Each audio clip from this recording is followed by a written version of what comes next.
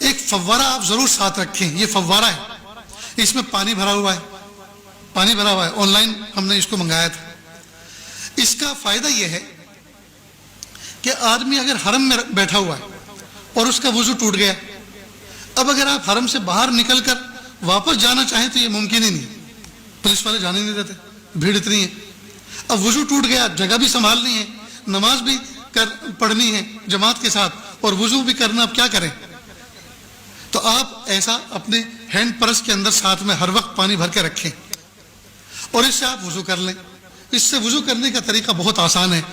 جیسے میرا کندھے کا رومال ہے, یہ چھوٹا سا جو نیپکن آتا ہے تھوڑا موٹے والا, وہ اپنے ساتھ ہر وقت رکھیں, اس کو گود میں بچھا لیں, ٹھیک, اور آستین چڑھائیں. اور اس سے وضو کرنے کا طریقہ یہ ہے کہ وضو میں سب سے پہلے کلی کی جاتی ہے, ہاتھ دھوئے جاتے ہیں, ٹھیک, اس کے بعد کلی کی جاتی ہے, ناک میں پانی ڈالا جاتا ہے. لیکن یہ فرض نہیں ہے, یہ اگر نہیں بھی ہوگا تو بھی وضو ہو جائے گا. سب سے پہلا فریضہ کیا ہے؟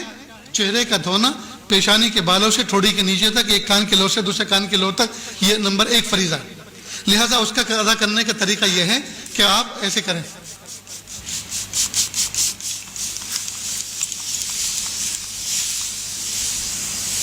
دیکھو میرا منہ بھیگ گیا نا, اس کو میں نے مل لیا.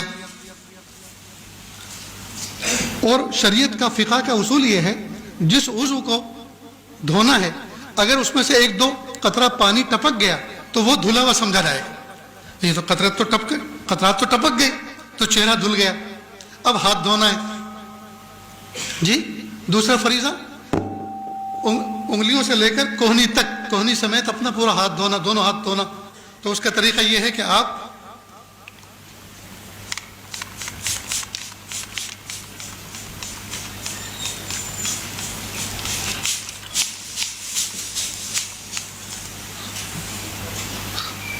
یہ آپ کا ہاتھ دھل گیا, ٹھیک.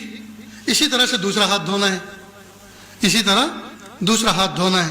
آپ میری طرف دیکھیں, بہت اہم کام چل رہا ہے. دروازہ کھولنا تو آپ نے یہ بچپن سے دیکھتے آئے ہیں, کھولتے بھی ہیں اور بند بھی کرتے. تم بھی کھڑے ہو یار, جو نہیں دیکھنے کا ہے وہ دیکھتے ہو, جو دیکھنا ہے اس کو نہیں دیکھتے. تو دوسرا ہاتھ بھی ہو گیا, ٹھیک. یہ تو میں نے وقت کو بچانے کے لیے ایک ہاتھ کو صرف ایسے ہی بتا دیا, ایک ہاتھ ایسے, تو دوسرا بھی ایسے دھونا ہے. اس کے بعد پھر ہاتھ کو تر کیا دونوں اور سر کا مسح کر لیا.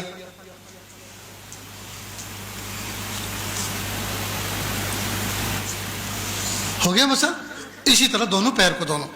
اب نہ دریا بہا, نہ نالی چلی, نہ جو ہے کسی کو کراہت ہوئی, آسانی کے ساتھ بیٹھے بٹھائے اپنی جگہ پہ حرم میں آپ نے وضو کر لیا.